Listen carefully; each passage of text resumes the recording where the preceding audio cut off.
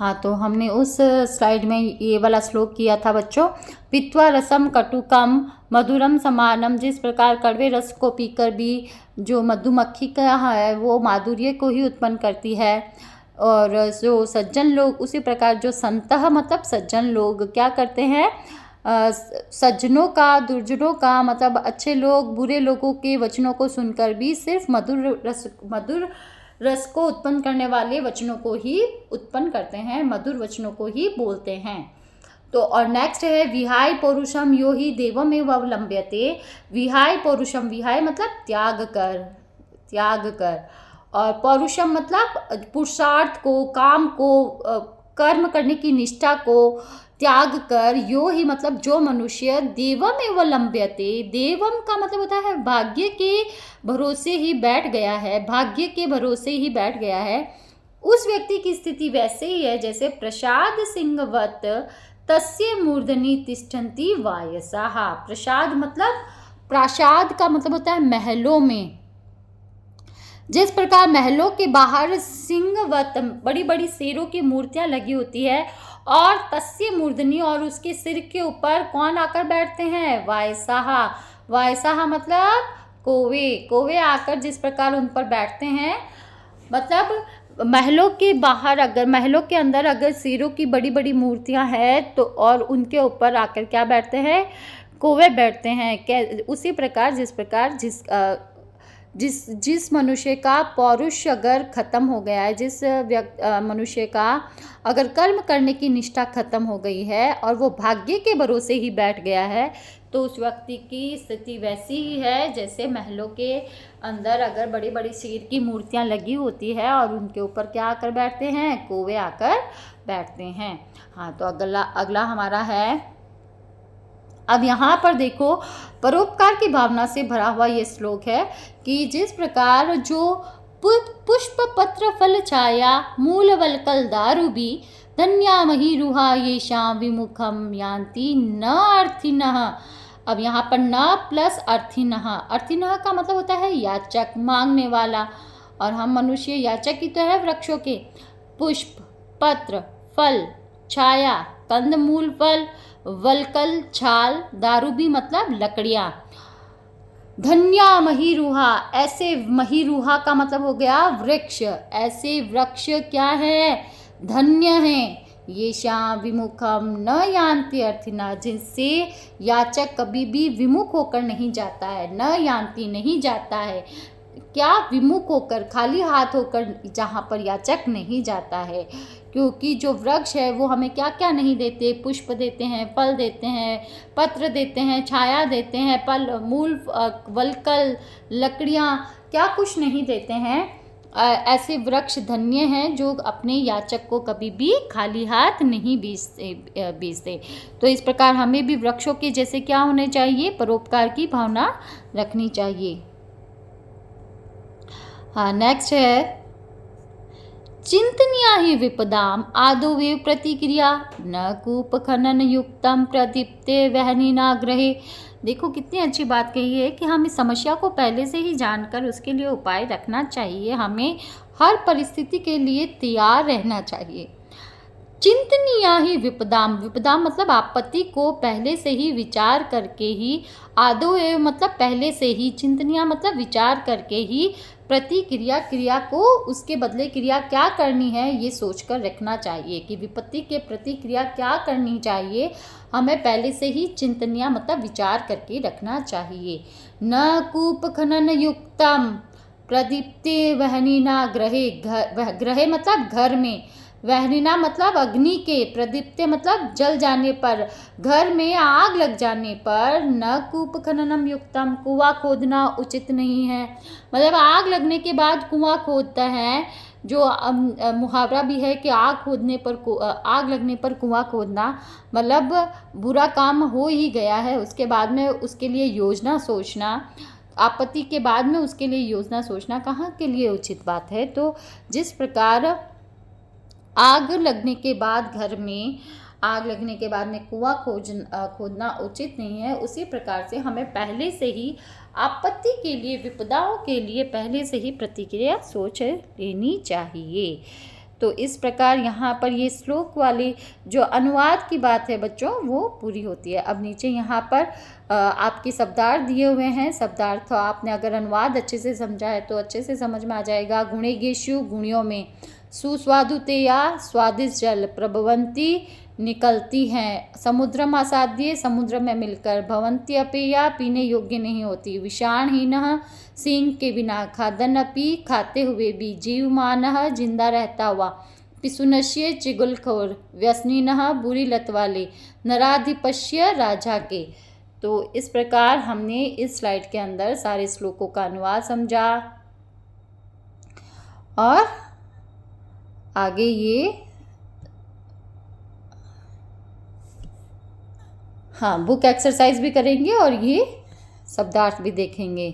जनित मधुमक्षिका असौ। जनित मधुमक्षिका असौ का क्या अर्थ होएगा कि ये जो मधुमक्खियाँ हैं वो क्या करती है, उत्पन्न करती है, निर्माण करती है शहद का ही।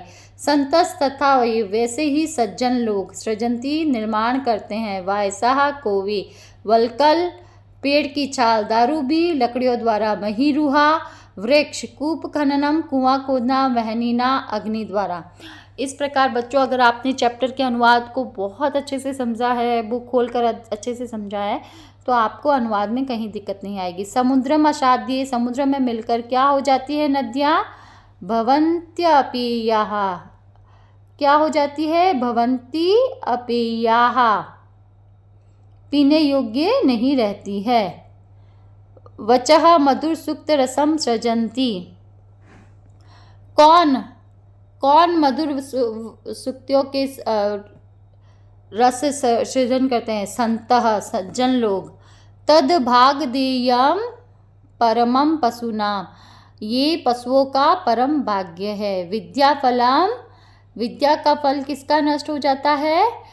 विद्या का फल विद्याफलम व्यसनीनः। विद्या का फल किसका नष्ट हो जाता है? व्यसनीनः। जो व्यसनी पुरुष है, जो बुरी लत वाले हैं, उनका विद्या का फल नष्ट हो जाता है और कंजूस की मित्रता नष्ट हो जाती है। पौरुषम विहाय देवम अवलंब्यते। जो पौरुष को त्याग कर, कर्म की निष्ठा को त्याग कर, विहाय मतलब त्याग कर, यह मतलब जो मनुष्य, देवम मतलब भाग्य के, अवलंब्य मतलब भरोसे होते हैं। तो पौरुषम विहाय देवम अवलंब्यते चिंतन्याम ही विपदाम आदौवेव प्रतिक्रिया। आदौवेव मतलब पहले से ही हमें प्रतिक्रिया सोच लेनी चाहिए। विपत्ति के आने से पहले ही हमें क्या कर लेना चाहिए? इसकी योजना बना लेनी चाहिए। तो इस प्रकार से हमने यहाँ पर देखो, यहाँ पर इसके सारे उत्तर भी यहाँ दिए हुए हैं, आप नोट कर सकते हैं। समुद्रम आसाद्य भवन्त्य अपेया। यहाँ थोड़ी सी मिस्टेक है, आप लिखेंगे भवन्त्य अपेया।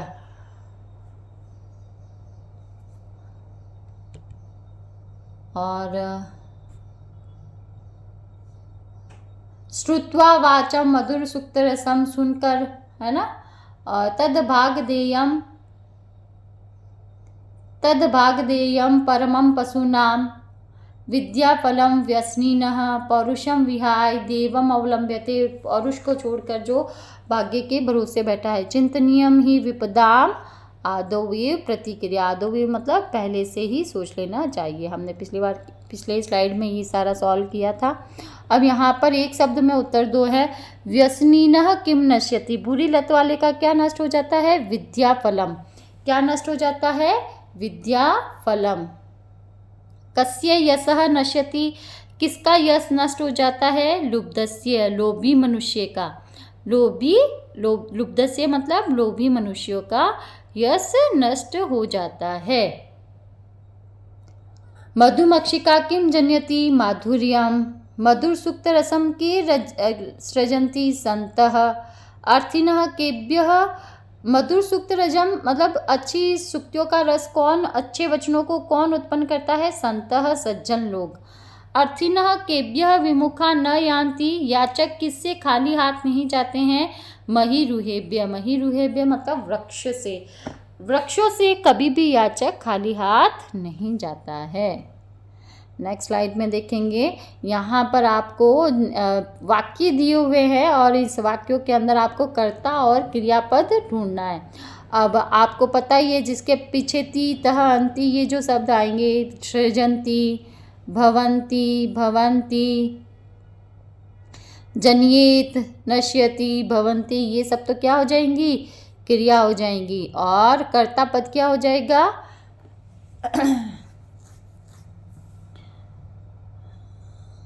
दोसाह, गुणा, मधुमक्षिका, मैत्री।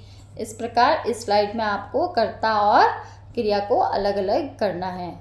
सेंटेंस को अच्छे से रीड करेंगे, समझेंगे और इसका करेंगे। नेक्स्ट स्लाइड के अंदर आपको प्रश्न निर्माण करना है। प्रश्न निर्माण के लिए खास बात होती है कि बच्चों, जिसमें आपको सेंटेंस दिया गया है उसमें जो कर्ता जिस लिंग वचन का है उसी के अनुसार आपके जो प्रश्न निर्माण का काम है वो भी उसी लिंग वचन के अनुसार होगा। हाँ,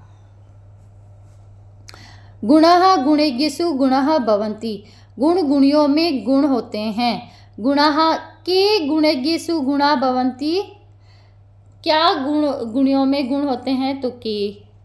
नद्याः सुस्वादु तोया भवन्ति, अब यहाँ पर नद्याः, नद्यः नदियों का, तो कह कौ काहा आ जाएगा, काहा स्त्रीलिंग के लिए आएगा काहा। क्या स्वादु तोया भवन्ति, कौन स्वादिष्ट जल वाली होती हैं। लुब्धस्य यशः नश्यति, लोभी मनुष्य का यश नष्ट हो जाता है। तो अब जैसे इसमें जो विभक्ति वचन आया है यहाँ पर भी वही विभक्ति वही लिंग वचन आएगा। लुब्धस्य कश्य, कश्य यशः नश्यति। बाकी लाइन सारी कॉपी करनी है। आगे वाला जो सब्जेक्ट है उसी को ध्यान में रखते हुए हमें प्रश्न निर्माण करना है। अब जैसे मधुमक्षिका, स्त्रीलिंग क्या एक वचन है, तो का। अब स्त्रीलिंग के लिए चलेगा का, के, काहा, ये रूप चलेगा प्रश्नवाचक निर्माण करते समय। और पुल्लिंग के लिए चलेगा कह, कौ, के। कह, सह, तौ, ते के जैसे कह, कौ, के। और कम, के, कानी।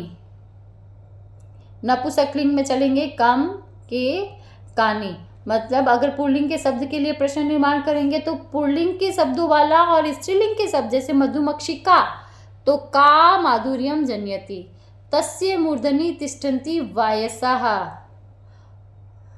यहाँ पर शब्द है वायसाः, वायसाः का मतलब कोवे। तस्य मूर्धनि ही तिष्ठन्ति वायसाः, कस्य, तो यहाँ पर आ जाएगा तस्य कस्मिन् तिष्ठन्ति वायसाः, या कुत्र हो सकता है, कहाँ पर बैठते हैं, उसके मूर्धनि पर, सिर पर। मूर्धनि का मतलब होता है सिर पर। तो इस प्रकार से ये प्रश्न निर्माण का काम करेंगे। अब यहाँ पर देखो बच्चों, आपको संधि वाला पद करना है, संधि को जोड़ना है, संधि विच्छेद करना है। तो अब आप 8th स्टैंडर्ड में हो तो आपको संधि का जो काम है बच्चों वो आना ही चाहिए। जैसे समुद्रम प्लस असाध्य, समुद्रम असाध्य, और मधुरमेव या माधुर्यमेव, तो मधुरमेव का क्या हो जाएगा, माधुर्यम प्लस एव। अल्पमेव का क्या हो जाएगा, अल्पम प्लस एव। अब यहाँ पर अल्पमेव, सर्वमेव,